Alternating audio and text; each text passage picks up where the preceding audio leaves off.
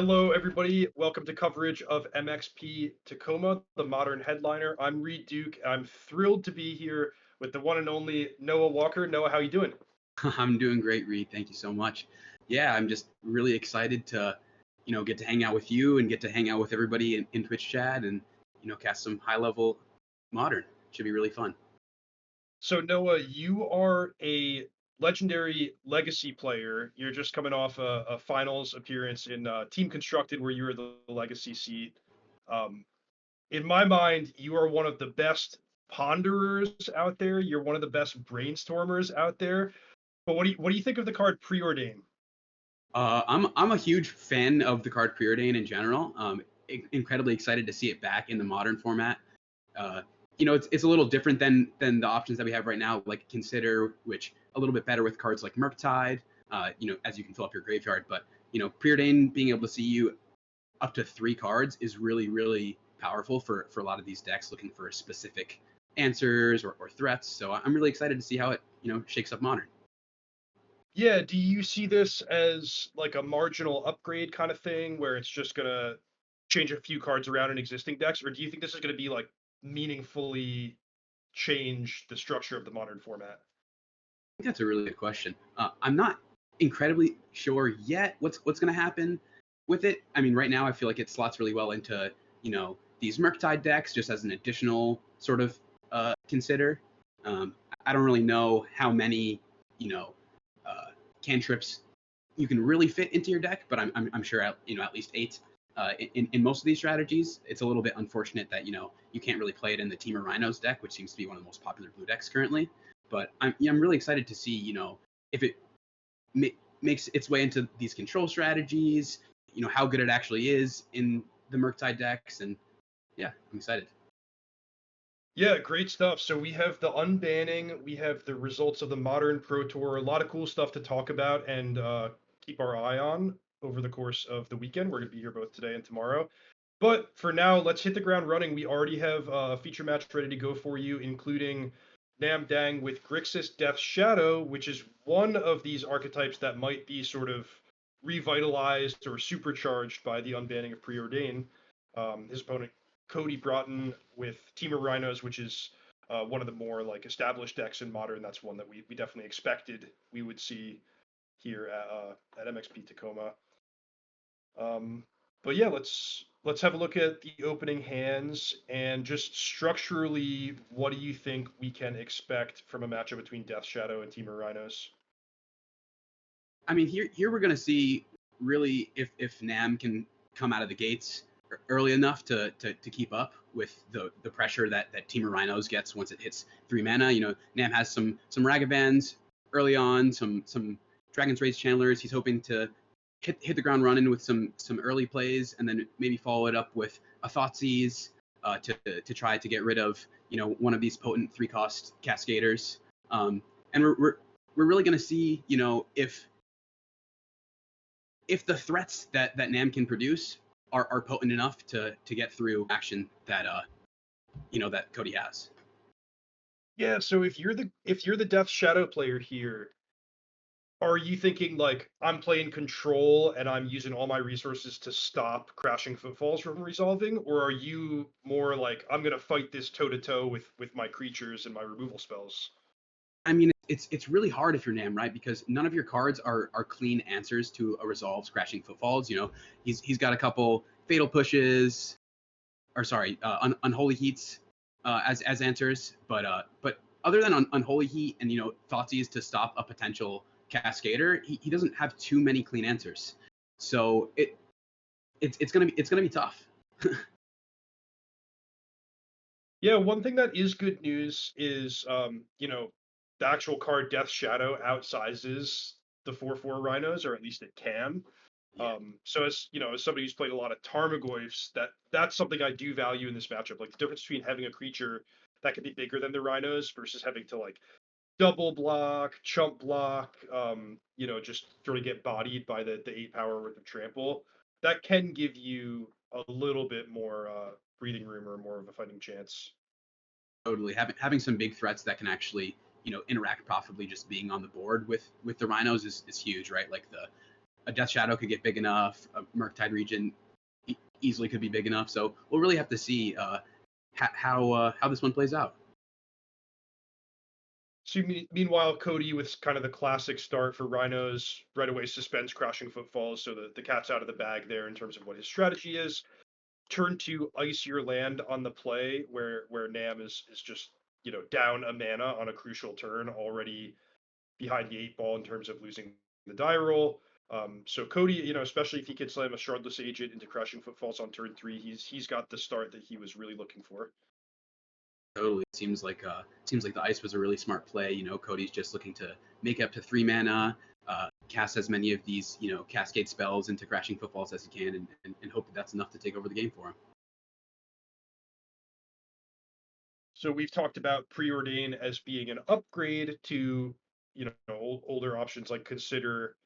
But one thing I want to keep an eye on over the course of the weekend is, where are the downsides? Like, is Grixis that Shadow type of deck that's hurt by not being able to operate at instant speed? If you had to consider, like, is that something that you're excited to cast in response to your land getting iced? So even though I think Preordain is better, and most people agree that it's going to be an upgrade, it's not quite so clear cut. There are strengths and weaknesses. Yeah, totally. Just because it could possibly see more cards, instant being able to cast something at instant speed is very real. You could use your mana on your opponent's turn and leave up interaction. So it definitely, there are diminishing returns for sorceries. All right, so Cody not playing Shardless Agent, passing with 3 mana available. Of course, if you've played a lot against Rhinos, you're going to have Violent Outburst on your radar. If Yeah. Cody does have Violent Outburst, do you think, like, what do you think about the timing on that spell? Because that's one of the skills of Temur Rhinos, is knowing exactly when to use those Violent Outbursts for maximum value. Yeah. So it seems like, Cody was hoping to leave up some mana, maybe cast an end of turn outburst. Looks like he decided not to. I can't exactly see if he has one in his hand or not, but I guess he's not completely sure, what Nam's 75 or 60 looks like, right? Because I think if he had the same information as us, that, one of Nam's only interactions to the actual Crashing Footfalls resolving is Spell Pierce. So, in a scenario like that, you're really going to want to, if you're Cody, you're going to want to cast the Violent Outburst when your opponent doesn't have the mana up. So it looks like he's going for it now. Oh wow, I'm surprised. I thought when he didn't cast it on turn 3, like that was it, he didn't have it, but here we go. And just as you predicted, Noah, it's getting met by the Spell Pierce.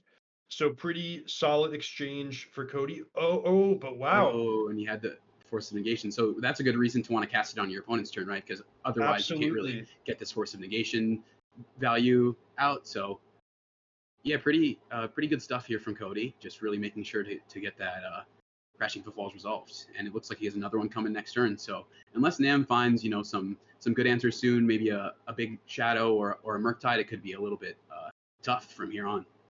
I love this. Yeah, knowing those little subtleties about the timing is the name of the game with Temur Rhinos. I also really like how Cody decided to respond to expressive iteration. A couple things going on there. First is you want Nam to have less access to find, an answer card like Spell Pierce, but also Cody picked the fight over the card that he believed was important, Violent Outburst. Once he knew the result of that fight, he can still decide if he wants to spend his Force of Negation on expressive iteration. But by casting the outburst in response, he got to know exactly what was going to happen and exactly what the best use for the Force of Negation was going to be. So very sharp on his part. He resolves then the suspended Crashing Footfalls, and he's got this dominant position that the Team of Rhinos players are looking for. Definitely. And it looks like Cody might have drawn another Violent Outburst while Helbin. So that if that's the case, it's going to be really, really tough for Nam to make it back from this spot. Those Rhinos are really large. He's already down to 3. So, I'm really hoping that to stay in this game, Nam has a Shadow or 2 here, possibly even a Murktide. He's going to need some blockers to survive. So. Yeah, so many games I've played against this Rhinos deck where they resolve the first Crashing Footfalls and you're like, okay, like this is bad. but maybe if I could use all my resources to overcome the first 8 power worth of trample damage, I could stay in the game. But then they just play like a second and a third copy, and you're Yeah. totally buried. And I think that's what we're gonna see here. Like I just don't see Nam being able to fight through 4 lethal attackers. Yeah, it's going to be a tough one, especially due to the fact that this Dragon's Rage channeler has to attack this turn because he has uh, Delirium. So it's that's one blocker he doesn't have to even possibly make it to another turn. And if I'm correct and Cody did actually draw another Violent Outburst, it's going to be nearly impossible for Nam to win this one.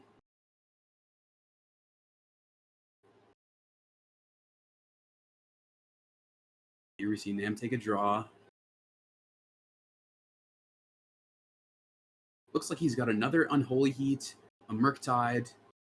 So I mean, yeah, I mean, if you're Nam in this spot, you're thinking I could maybe be alive, resolve this Murktide, try to keep Delirium so that my Unholy Heat still resolves, or sorry, still deals 6 damage to one of these Rhinos. I don't know if you can. Yeah, this is interesting because you mentioned the Delirium forcing the Dragon's Rage to attack. So the perfect world is almost like you cast the Murktide, take away Delirium, then go to your second main phase and like somehow get Delirium again, so you can have the 3/3 blocker. But he's really trying to walk the tightrope here just to survive one more turn. Yeah, I'm excited to see if Nam can figure this one out.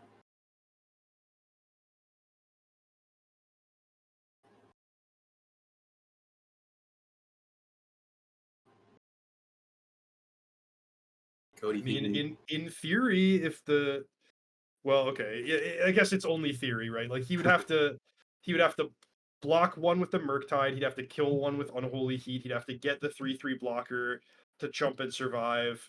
But it just exactly. doesn't really look like he's going to be able to achieve Delirium.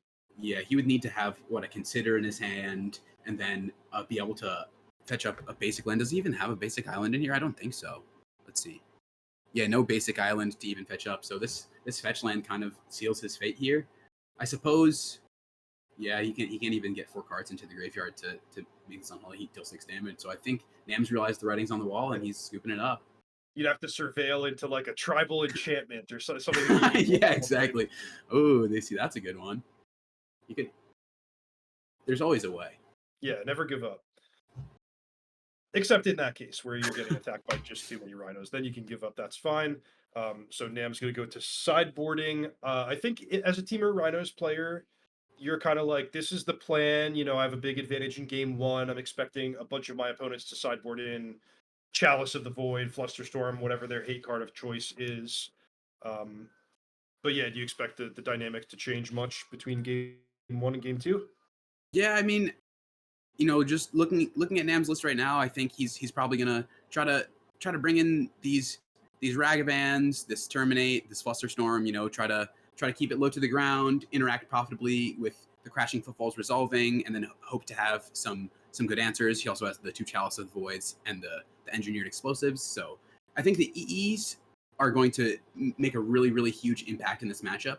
Being able to have a card that answers 2 or more Rhinos is just huge for the Death Shadow deck. Kind of give them some room to crawl back into the game, hopefully take over the game with a Shadow. So I guess we're really going to see, if Nam can get down a Chalice of the Void for 0, can draw these Engineered Explosives to really change the texture of the matchup. Something that was memorable for me is we're just coming off Pro Tour Lord of the Rings, which was modern constructed as well, and they published. Frank Karsten always publishes like the metagame breakdown and some stats, right?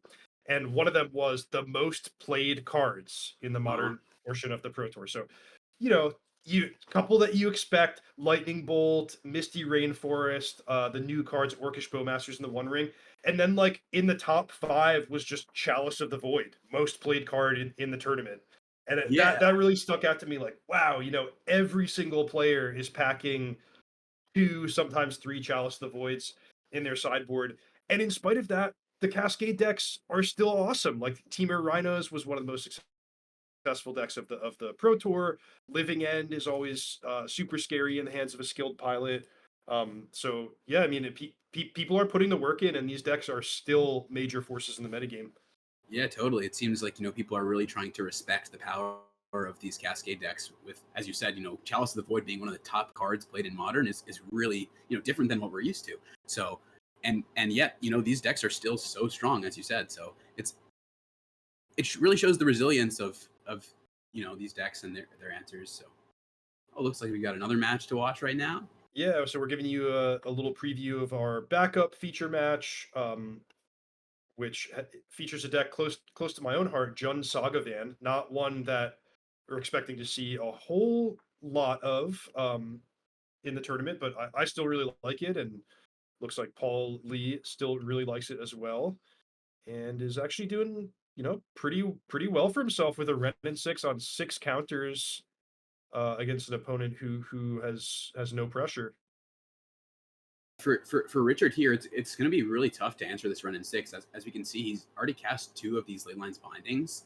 So, he's definitely on a time pressure here, right? Like, Paul doesn't have to do very much to get incremental value from his run in 6. It's going to be ticking up every turn.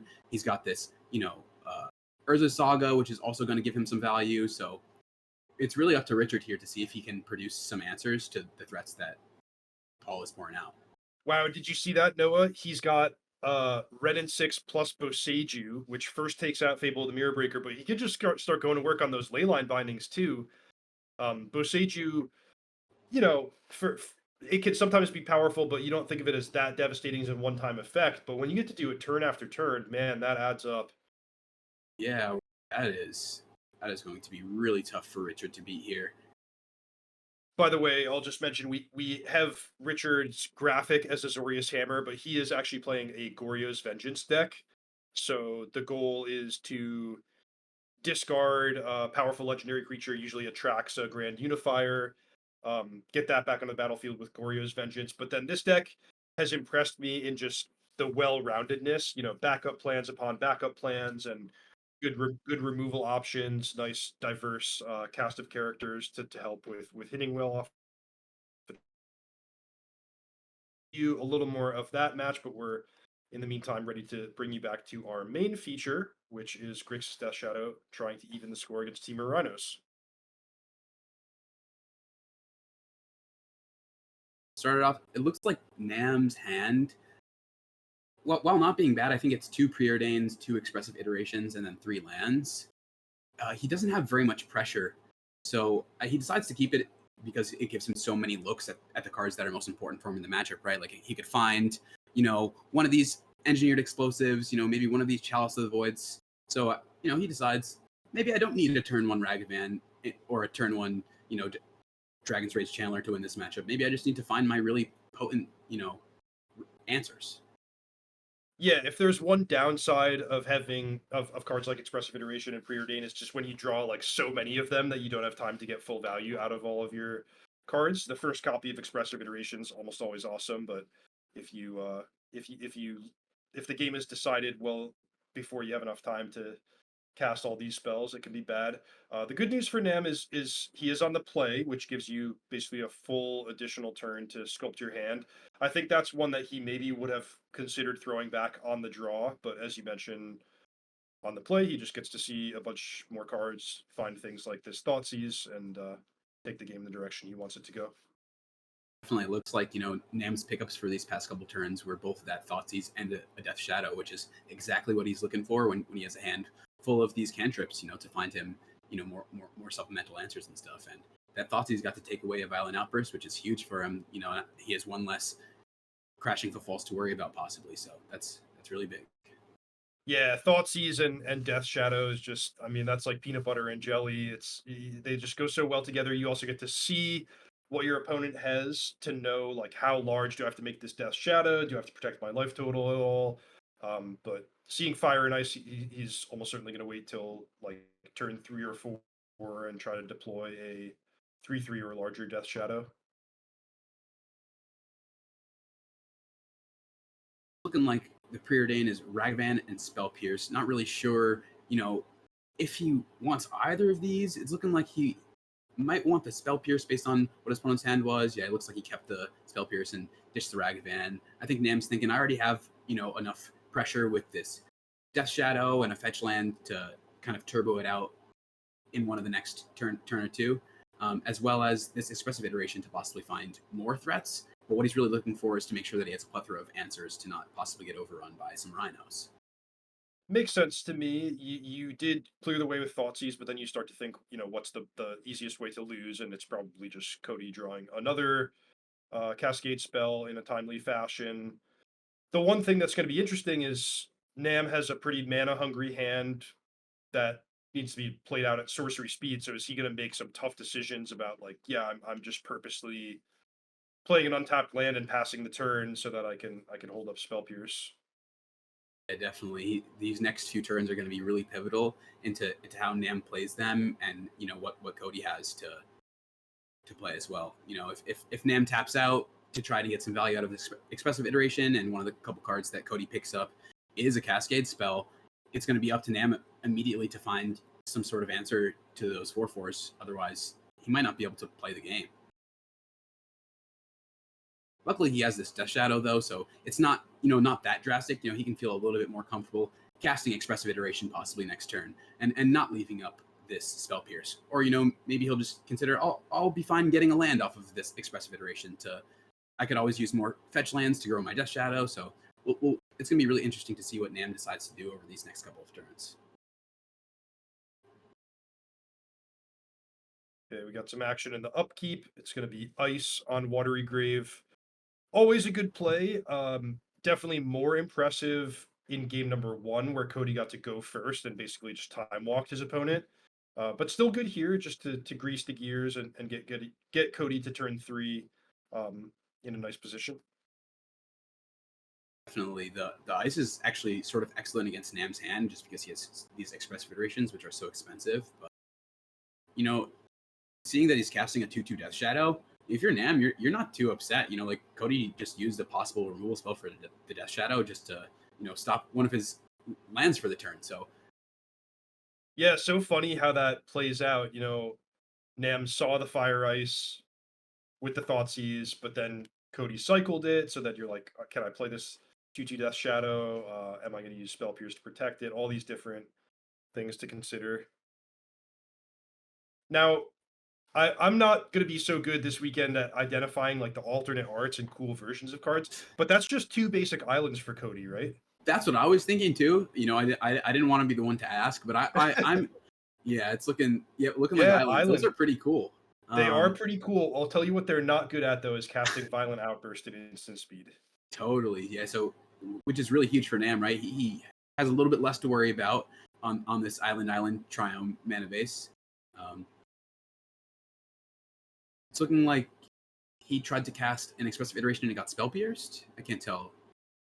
Or wait, no, Mystical Dispute. Cody can't possibly have spell pierced in his deck. He's playing a Cascade deck, so looks like Nam went for the expressive iteration. It was met with the Mystical Dispute, a good trade off for Cody. And so, I mean, at this point, Nam, he has no fear, right? He's like, okay, so if last turn, I know that Cody didn't cast one of these Shardless agents, and then he also doesn't have the mana to cast a Violent Outburst. Nam saying, I'm not scared of you. Like, I'm going to tap out, even though I have this Spell Pierce that could possibly profitably answer Crashing Footfalls, because I really want to get, my board going. I really want to get some pressure with this second Death Shadow. So I think that was a really smart play by Nam. Yeah, it makes good sense to me. I immediately thought of the card Fury as being scary when you have two Death Shadows, but we're not even sure if that's a card that Cody would like have in his deck after sideboarding in the matchup. And then True, certainly yeah. he did not have it when he was Thoughtseized a few turns ago. Yeah, that is a big consideration that honestly I wasn't exactly thinking about. That would have been a nightmare for Nam to see there.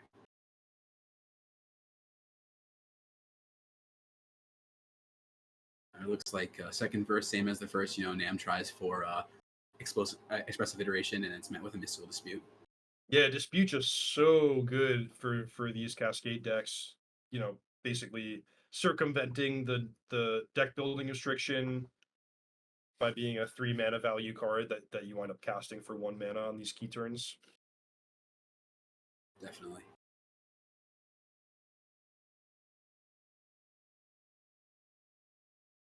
Death Shadows still not super impressive, just 2/2s, but thing about Death Shadows, it never gets any smaller.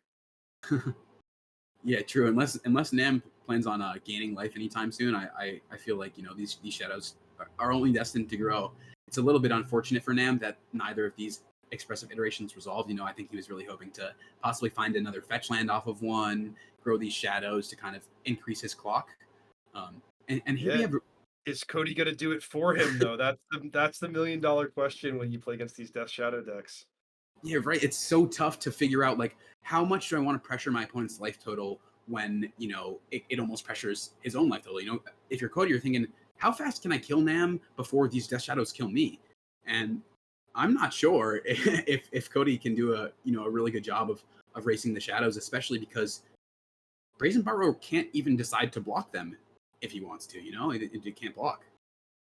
They're not Right. flyers. So. Yeah, so my instinct is, I think, the same as Cody's here. Let's not attack this turn, but that doesn't mean that the Brazen Borrower is a card to be ignored, because Nam wants to drop his life total and pump the shadows. So imagine a turn where he's like, all right, fetch land, shock land, Thoughtseize.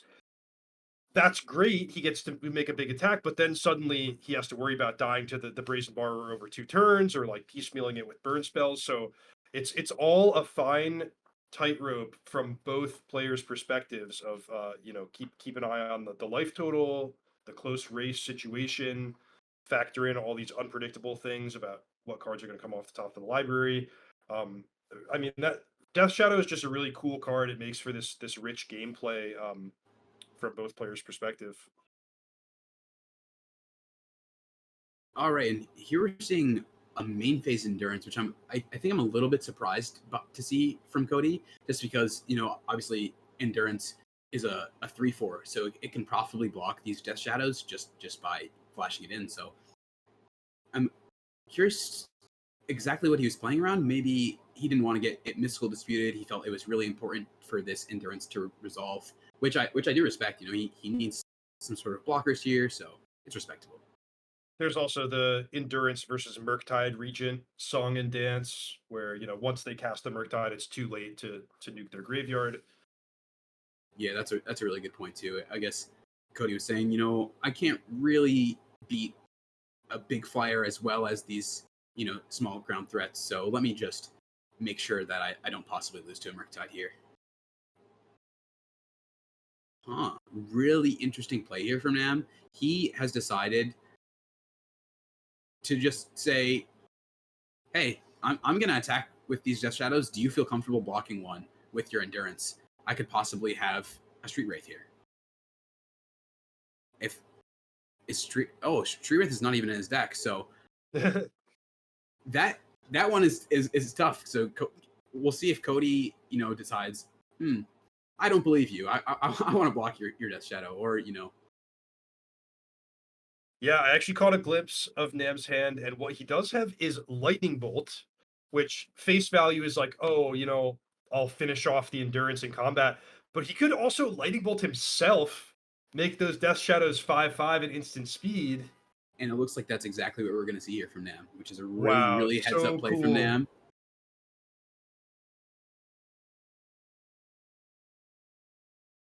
So yeah, I mean, who needs Street Wraiths when you can just Lightning Bolt yourself? Of course.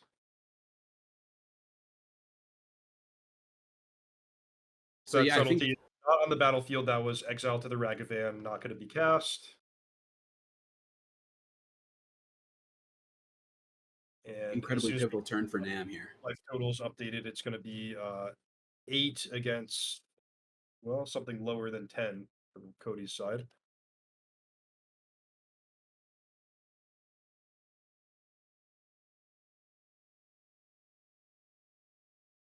Yeah, I want to say it's 8 to like 5 or 3, because Cody took 7 damage for that attack step, and Yeah, looked Orion like the two Reveal getting shadows. spell pierced, and Nam just having the lethal Death Shadows. I mean, that game was really impressive in terms of just 0 to 60, like an attack that was looking pretty mopey in the face of Endurance. Suddenly 3 more points of life loss, and those Death Shadows are just devastating and get the game over with in really short order.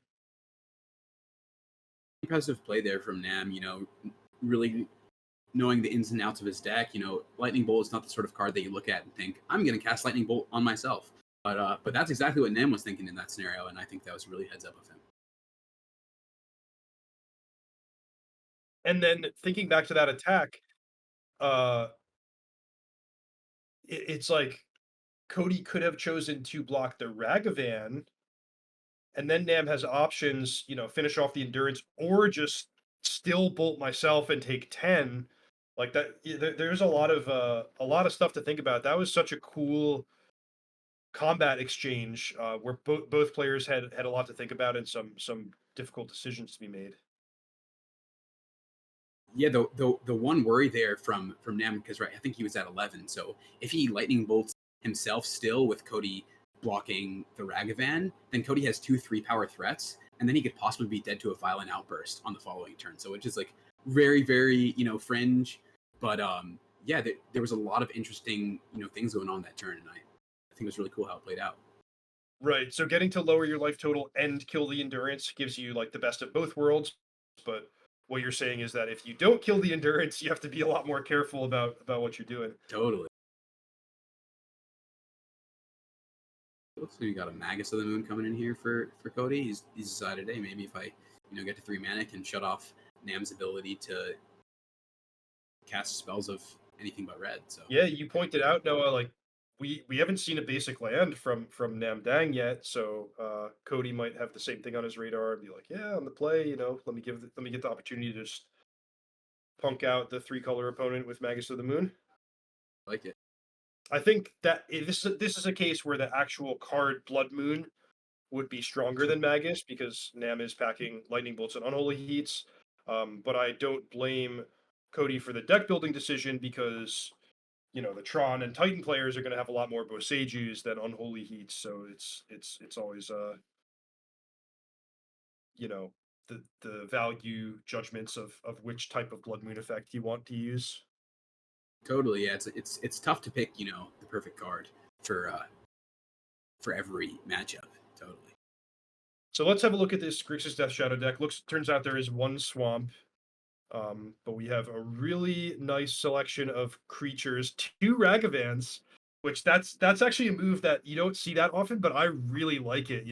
Just like it is a legendary creature that sometimes you're not getting a ton of value out of drawing multiples, and if you want to sideboard them out in and out based on play and draw, having a smaller number can be nice. So I really like this configuration of the Death Shadow deck. The full 4 of the recently unbanned Preordain, nice little mix of Lightning Bolts and Unholy Heats. The 1 Dress Down, which can make those Death Shadows 13/13 out of nowhere. And then certainly a few sideboard cards that are going to be potent in this matchup, namely those Chalices and Engineered Explosives. Yeah, totally. It's really interesting to see, only 2 Ragavans in the main deck here from Nam. I think it's a really big, nod to respect for Orcish Bowmaster's dominance recently in Modern, and then how good, Ren and 6 is. But it seems like, Nam does love the monkey. He's got the 2 extra copies in the sideboard, really, really choosing how he wants his deck to look based on the matchup, and, realizing, Ragavan is really, really powerful, but maybe I don't always need 4 in my deck. So I think that's a really brave deck building. Now, thinking back, we saw Lightning Bolt in game number 2, which is a card that I would think of as being, relatively weak against the deck that's so centered around 4 toughness creatures. Do you think that's a card that is, on the table as something Nam could sideboard out?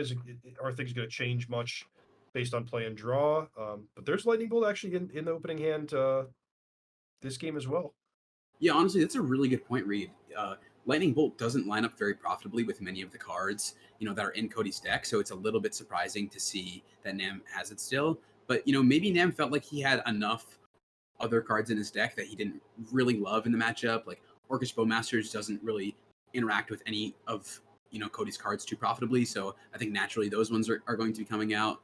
And then Unholy Heat, it's not bad, but I feel like in Nam's mind, he's saying, if I'm answering these crashing footfalls, that they're making 2 and I'm spending 1 card to only deal with half of it. He's just getting 2 for 1 every single time. So maybe he said, I feel like Lightning Bolt is a way that I could possibly end the game, by dealing 3 damage to Cody, or as we saw in the previous game, grow his Grixis Death Shadows. So I feel like he's going to, rely a little bit more on this Terminate and these engineered explosives as his way to answer the card crashing footfalls, as well as his spell pierces, and rely a little bit less on the unholy heats. So my guess is he maybe has like 2 lightning bolts or so left in his deck, and maybe he decided to take out the unholy heats as well as the Orcish Bowmasters to bring in, these engineered explosives, these Chalice of the Voids, this Terminate, probably the extra Ragavans, so something like that.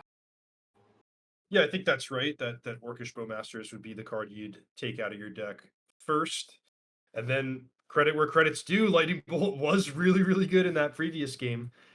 This game, Nam mulligans to 6. Lightning Bolt is the card that's put on the bottom, but I am liking his setup with that Chalice of the Void ready to be deployed on whatever turn he thinks is best. Really good one for him to have here. Make sure not to get overrun by some Rhinos early. We'll see if Cody happens to have one of his answers for it. Let's see, what answers does Cody have for? So it's looking like the 1 Brazen Borrow in the main deck is a nice clean answer. 1 Beseiju. But I'm not seeing too much else that really, answers this profitably. He's got Force of Vigors in the sideboard. I assume those ones don't really come in. There's not too much value to get out of that. So it's gonna be a tough one if Nam deploys this Chalice and then Cody doesn't happen to have one of his answers for it. A few of my teammates played Rhinos at the Pro Tour, and one card they were really excited about was Flame of Anor. Is the 3 mana like sort of command type card where you get 2 modes if you control a wizard. And the reason they liked it is that it can destroy an artifact, but you can kind of board it in the face of uncertainty in a wide range of matchups, and then you have it to destroy the Chalice if they draw it. But on the other hand, you could just use it as a normal, like, pretty decent spell in a wide range of situations. But yeah, Cody does not have that, focusing instead on more potent options, like as you mentioned, the Force of Vigors. Totally, yeah.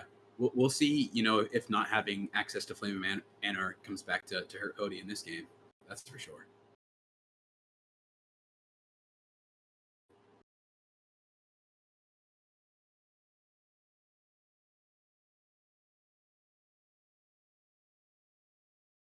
So it looks like we just see a Breeding Pool and pass from Cody. A little bit surprised. I guess he doesn't have too many early plays anyways, and he just cycled the O-Ring Revealed, but I'm trying to figure out, what exactly he feels like he wants to leave 2 mana up for in this spot, especially if he's not casting an ice there on the upkeep. Maybe he has like some mystical disputes and is deciding, well, maybe there's a card that I can catch with one of my mystical disputes here. Maybe he just wants to leave up this Brazen Borrower or Beseiju as a little bit of way to interact here. So interesting turn 2 to decide to pay 2 life for this Breeding Pool. Yeah, for sure. That is super interesting. Let's see what happens, because this is the turn that, you're not going to wait till after turn 3 to play your Chalice. So this is going to be, I think, a meaningful turn. See if the players fight a little counterspell battle or something over this Chalice. Totally. If Cody's plan is, that he has a Brazen Borrower or a Beseiju followed up by one of these Cascade spells, then I think it's really, really, intelligent for him to have played the untapped Breeding Pool and to say, like, hey, I know that you could possibly have some Chalices after board, and I do not want to deal with that. So let me just leave up one of these answers so that I can make sure that my Cascade spell resolves on my 3rd turn.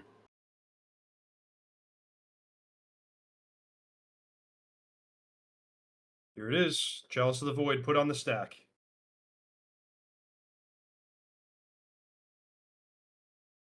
Cody definitely not happy to see this Chalice of the Void, especially,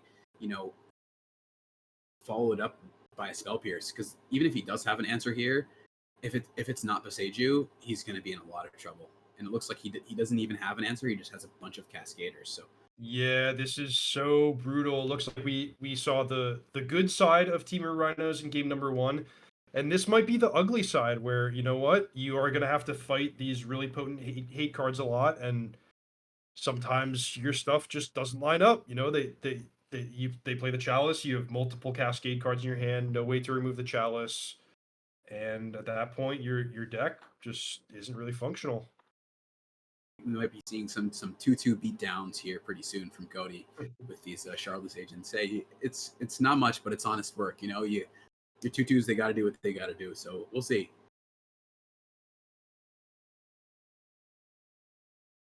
Luckily for Cody, he does also have this endurance in his hand, so I think that's one of the few cards in his deck that could still be, a sort of almost must answer threat from Nam if he doesn't have some sort of larger creature. So it's not all bad here for Cody. Yeah, and he also does have Mystical Dispute, which that was unable to counter the Chalice, but hey, could just counter a Murktide Regent or Expressive Iteration.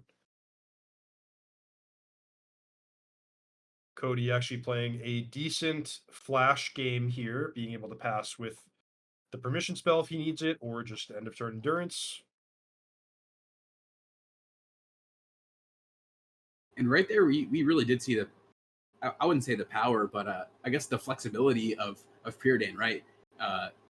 Nam ended up, Preordain both on the bottom, so he saw effectively 3 cards with one card, which is really impressive for any card in the modern format. So 1 mana, see 3 cards, very very good effect. Yeah, no doubt. And when you think about a deck like Grixis Death Shadow, where there's a lot of moving parts, you have these great sideboard options, a lot of 1 and 2s in the sideboard. Just Preordain giving you increased access to your most important cards. That's the name of the game. I mean, you get to see, compared to like just throwing 2 Chalices in your mono red burn deck. Like Nam gets to see a huge number of cards in each game, and that makes the 2 sideboard Chalices just pull that much extra weight. Definitely.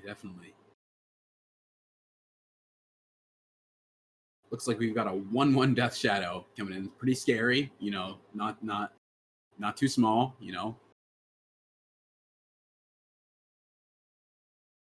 So this is Forest Island Breeding Pool for Cody Broughton. No red mana yet, but as predicted, he's going to deploy the. Well, actually, that's Mystical Dispute, just full retail price, targeting Death Shadow.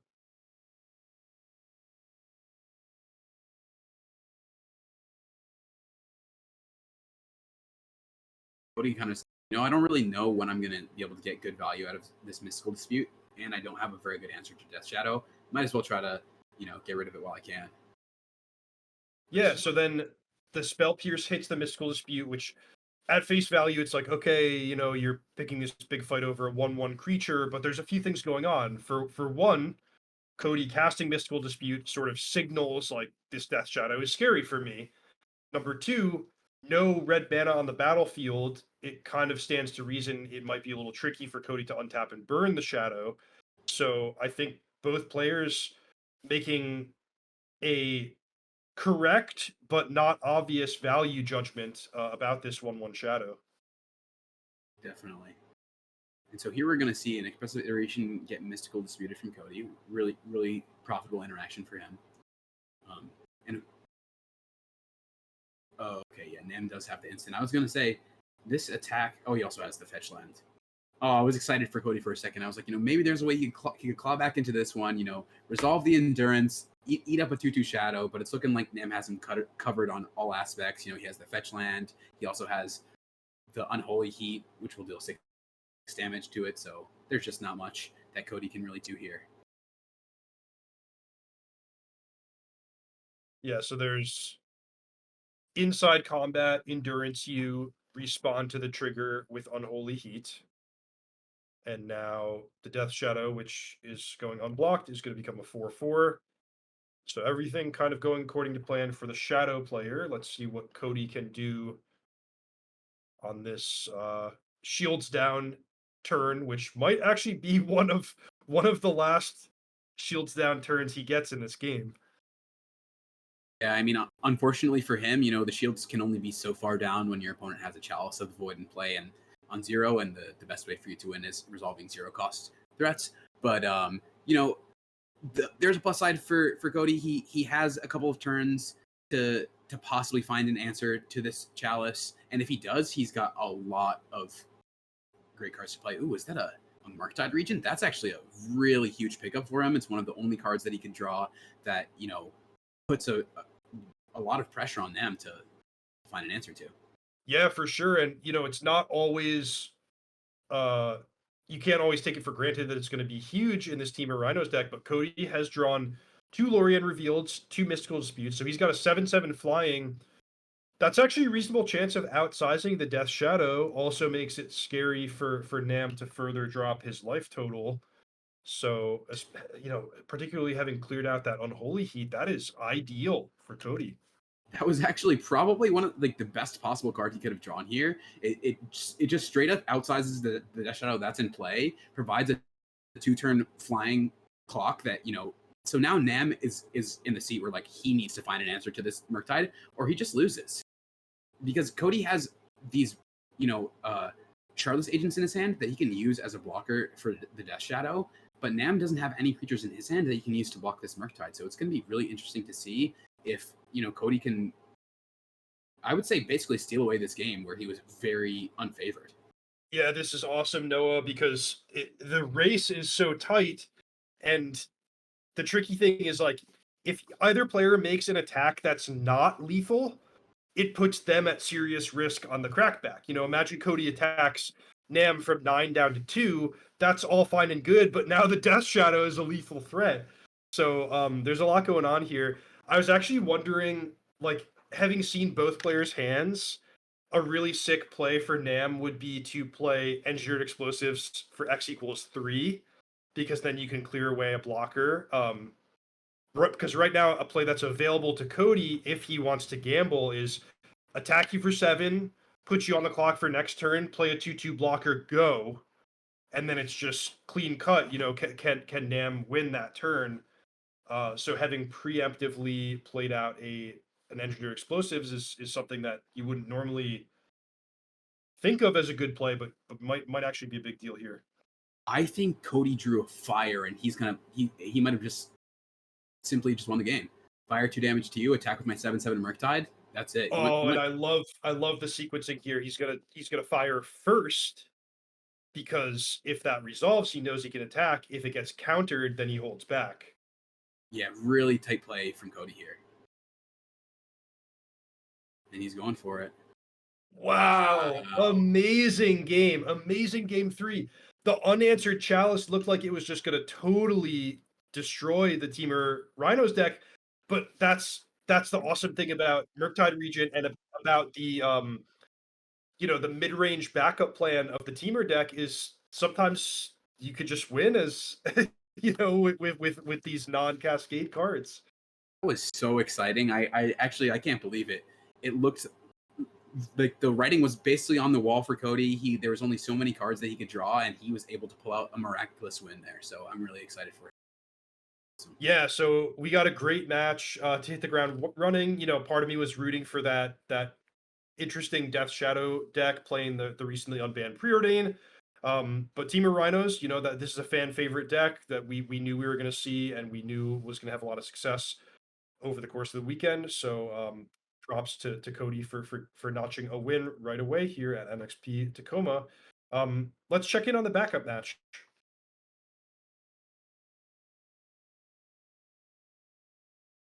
Okay, so here we have Paul Lee took down game number 1 with Jun Saga Van. We saw just a quick snapshot of that. Ren and 6 going unanswered and kind of dominating the game. And now let's see what Richard Neal can do to even the score with his Goryo's Vengeance deck. It's looking like game 2 is going exactly how Paul would have hoped. You know, he's got a turn 1 Ragavan. So far, it hasn't been answered yet. So we'll see. We'll see if this little monkey can just take over the game.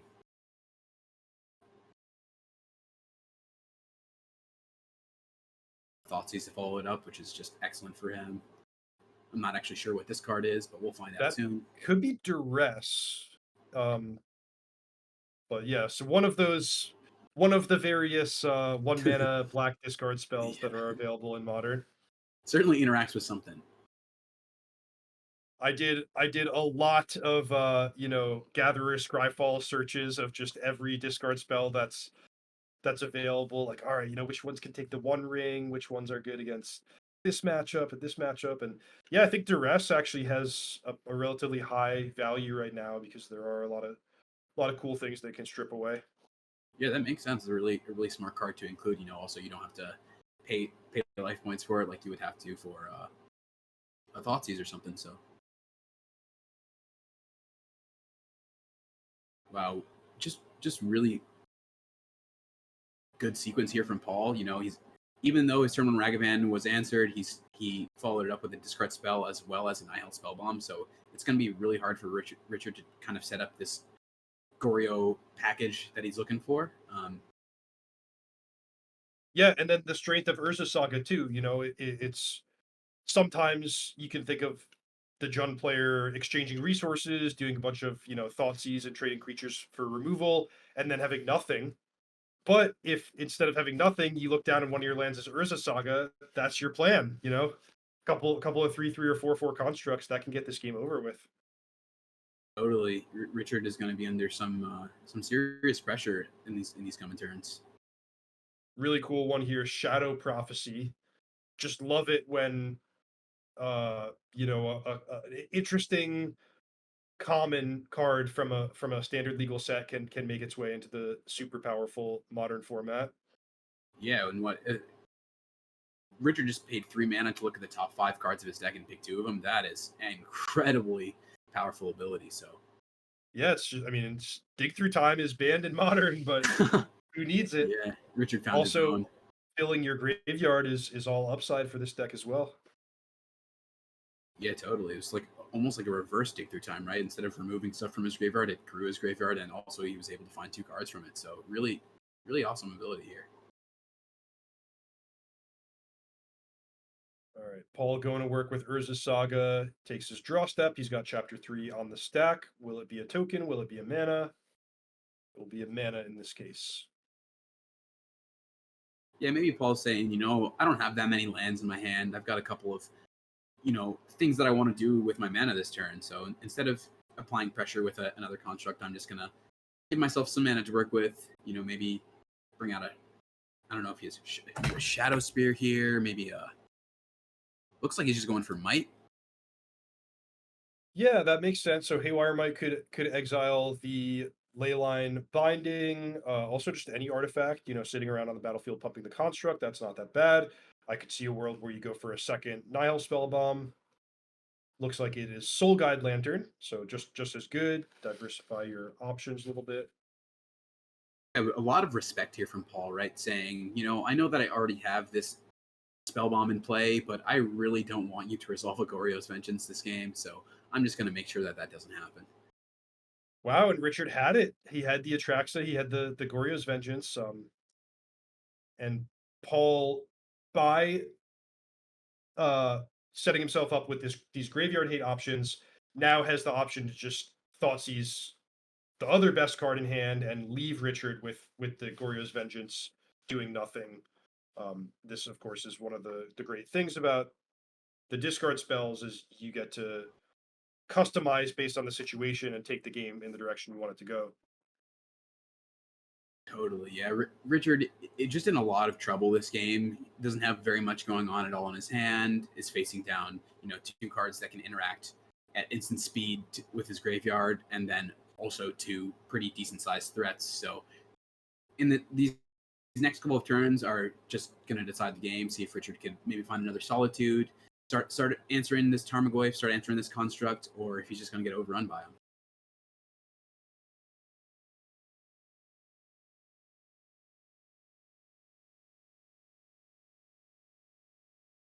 So looks like he is fetching here.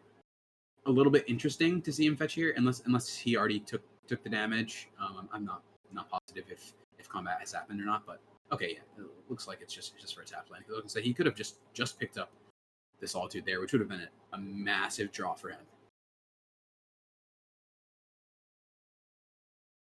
Yeah, Solitude would have been one of the best cards, which in turn means that the Thoughtseize was one of the best cards for Paul to strip away the Solitude. All right, so that is Paul Lee notching a 2-0 win with Jund Sagavan. I love it. I mean, should we just give him the trophy now and save everybody some trouble, or? I know, right? We would cover 2 matches, and the Jund deck wins and the Grixis deck loses. That's just how it would be. No, but really happy for Ball here. Looks like he played his deck really well. Had some good draws, some good sequences, and was able to take it down. Yeah, no doubt. That's kind of a fun style of matchup to watch the Jund deck in, because there's a lot of moving pieces to the Goryo's Vengeance deck, and you need to strike the right balance of clocking the opponent, uh, disrupting their combo, but also making sure you don't just let them get full value to their solitudes and ephemerates and all that type of stuff. So very nice job from both players, and it is Paul Lee successfully navigating with the Jund deck there. So that's awesome. We're going to cut to Honorog, and we have plenty more Magic coming to you throughout a great weekend scheduled. Don't go anywhere.